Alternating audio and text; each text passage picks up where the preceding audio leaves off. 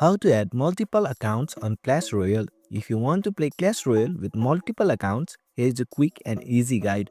Open a Clash Royale application. Then you have to tap onto the three horizontal lines. In the pop-up, select Supercell ID. Tap onto the gear icon. Then select Logout. This will take you back to the game's login screen. And now, play without Supercell ID. You have to tap on it to start a new game.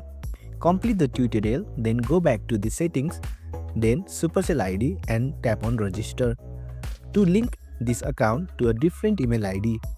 Once both accounts are linked to separate Supercell IDs, you can switch anytime by going to settings, then Supercell ID and log out, then selecting the account you want to play.